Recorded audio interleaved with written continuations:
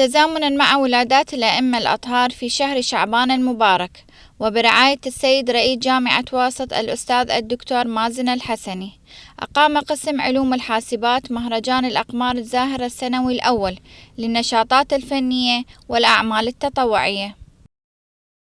تقيم جامعة واسط اليوم وبالتحديد في كلية التربية للعلوم الصرفة مهرجانا كبيرا احتفاليا بمناسبة ولادة الأئمة سلام الله عليهم، ولادة أقمار شهر شعبان المبارك، الإمام الحسين عليه السلام والإمام السجاد عليه السلام والإمام العباس عليه السلام. بهذه المناسبة نهنئ الأمة الإسلامية جمعاء ومراجعنا العظام ومولانا صاحب العصر والزمان. شكرا لكم لتغطية نشاطاتنا. اليوم كليتنا كلية التربية للعلوم الصرفة في جامعة واسط، وبمبادرة من طلبتنا الأعزاء يقيمون حفلا للولادات الشعبانية للأئمة عليهم أفضل الصلاة والسلام، وكذلك أيضا مبادرة للتشجير والاهتمام بالحدائق والبيئة متزامنة مع المبادرة اللي طلقتها المحافظة خلال هذه الأيام.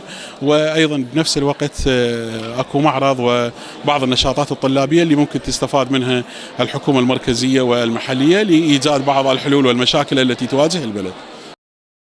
تعتبر هذه المناسبات من الشعائر التي لها قدسية خاصة عند الموالين وإتباع أهل البيت عليهم السلام، وجامعة واسط من الداعمين والمشاركين في أي مناسبة سواء كانت اجتماعية أو إسلامية أو علمية، وسباقة في دعم اللوجستي لجميع المناسبات التي لها خاصية في المجتمع دون تميز.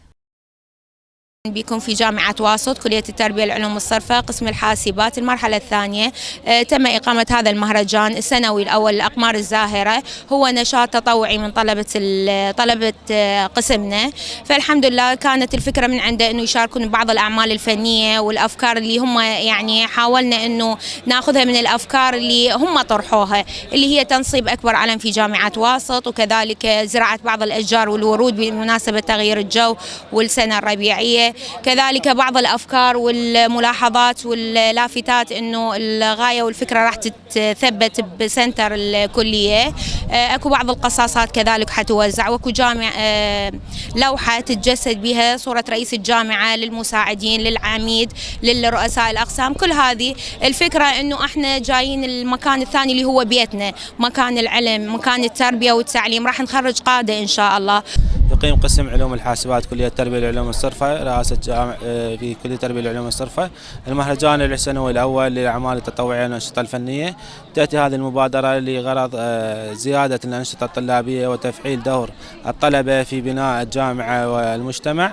وتضمن هذا المهرجان مجموعة من الأنشطة الطلابية التطوعية التي تهدف إلى تعزيز حب الجامعة لدى الطلبة، وكذلك توعية الطلبة وتثقيفهم لغرض بناء الوطن.